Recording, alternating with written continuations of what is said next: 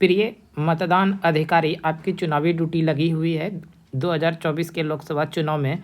तो आपके लिए वीडियो महत्वपूर्ण होने वाला है, क्योंकि इस वीडियो में अभी हम लोग पीठासीन अधिकारी से ईवीएम तथा अन्य अभिलेख जमा करते समय संकलित की जाने वाली 19 कॉलम की अतिरिक्त सूचनाएं जो मांगी जाएगी, उसको हम लोग डिटेल से इसमें फिल करते हुए आप लोगों को समझाने का प्रयास करेंगे। तो वीडियो शुरू करते हैं, अंत तक बने रहिएगा।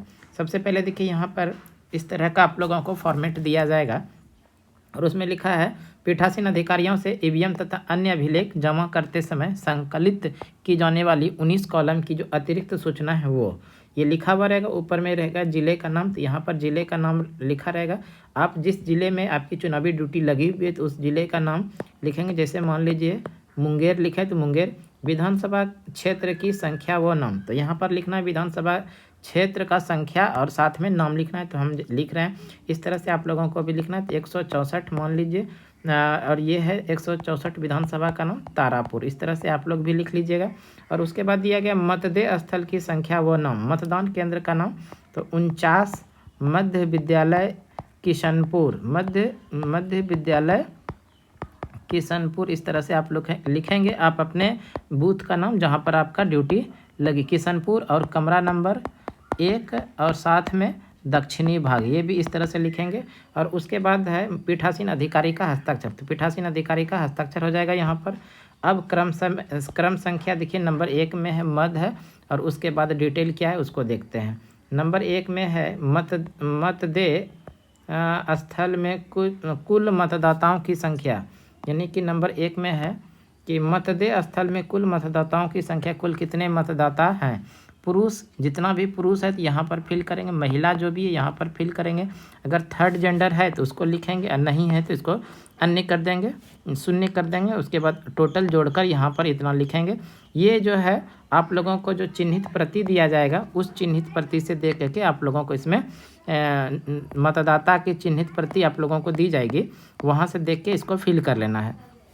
उसके बाद व्यक्तियों की संख्या जिन्होंने मतदान किया, इसके बारे में जानकारी आपको प्रथम मतदान अधिकारी के पास मिल जाएगा कि पुरुष कितने ऐसे मतदाता हुए, पुरुष मतदान अभ्यर्थी हुए यहाँ पर। फिर महिलाओं का यहाँ पर देख के लिख लीजिएगा। अन्य अगर कोई थर्ड जेंडर वगैरह अगर कोई उस बूथ पर है तो यहाँ पर फिल करेंगे, और टोटल जो है वो यहाँ पर फिल करेंगे। और उसके बाद अगर कोई आपके बूथ पर टेंडर मतों की संख्या हो तो यहाँ पर आप लिखेंगे। चैलेंज मतों की संख्या है तो लिखेंगे, अन्यथा इस अगर नहीं है तो यहाँ पर शून्य लिखेंगे, यानी नील। सर्विस मतदाताओं द्वारा प्रॉक्सी मतों की अगर संख्या हो तो लिखेंगे, अन्यथा यहाँ पर भी नील लिखेंगे। उन मतदाताओं की संख्या जिन्होंने मतदाता फोटो पहचान पत्र के आधार पर मतदान किया, यानी ईपिक से कितने ऐसे मतदाता हुए जिन्होंने ईपिक मतदान करने के लिए ईपिक का पहचान पत्र के रूप में प्रयोग किया, तो उसका संख्या यहाँ पर लिखेंगे। ये प्रथम जो मतदान अधिकारी हैं वो आपको बता सकते हैं कि कितने ऐसे मतदाता हुए जिन्होंने कि पहचान पत्र के रूप में ईपिक का प्रयोग किया, वो बता देंगे, और उसको पूछकर यहाँ पर लिख लेना है।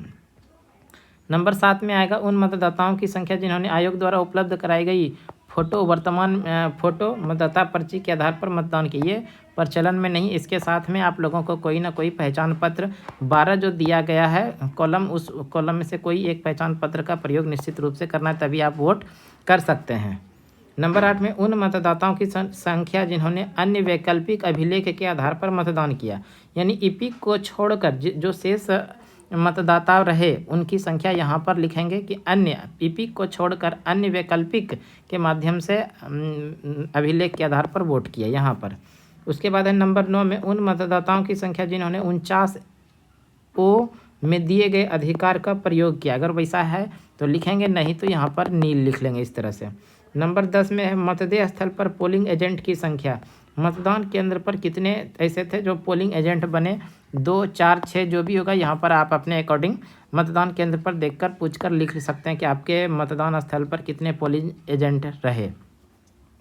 पोलिंग स्टेशन की संख्या जिन पर कोई पोलिंग एजेंट उपस्थित नहीं था अथवा एक पोलिंग एजेंट उपस्थित था, अगर वैसा है कि आपके मतदान केंद्र पर एक भी पोलिंग एजेंट नहीं था अथवा एक पोलिंग एजेंट था, अगर वैसा है तो यहाँ लिखेंगे, नहीं तो फिर यहाँ पर नील लिख लेंगे।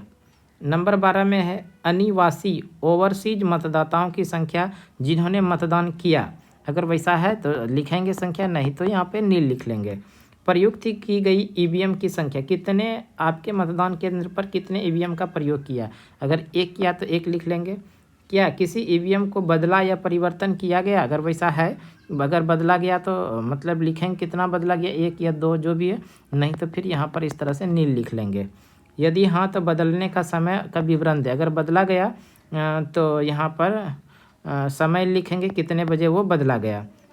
नंबर 16 में अनुपस्थित शिफ्टेड या डुप्लीकेट एसडी मतदाताओं की संख्या, आपके मतदान केंद्र पे कोई एसडी वोटर भी थे तो अगर जितने एसडी वोटर थे तो उसका संख्या यहाँ पर नोट डाउन करना है। अनुपस्थित शिफ्टेड या डुप्लीकेट एसडी मतदाताओं की संख्या जिन्होंने मतदान किया, अगर कोई एसडी वोटर आपके बूथ पर मतदान किया तो उनकी संख्या यहाँ पर लिखेंगे, अन्यथा यहाँ पर नील लिखेंगे। किसी कारण से हिंसा की घटना या मतदान केंद्र में बाधा हुई, अगर हुई तो लिखेंगे उसका यहाँ पर हाँ या ना, नहीं तो फिर ये नील लिख के आगे बढ़ेंगे। नंबर 19 में है मतदेय स्थल के संबंध में प्राप्त शिकायतें, मतदेय स्थल के संबंध में कोई अगर शिकायत प्राप्त हुआ हाँ या ना, तो यहाँ पर अगर वैसा नहीं हुआ तो नील लिख के आगे बढ़ जाएंगे। उसके बाद यहाँ पर आप लोगों को दिया रहेगा पीठासीन अधिकारी का हस्ताक्षर, पीठासीन अधिकारी का हस्ताक्षर करेंगे और साथ में मुहर निश्चित रूप से लगाएंगे। इस तरह का मुहर आप लोगों को दिया रहेगा पीठासीन अधिकारी का।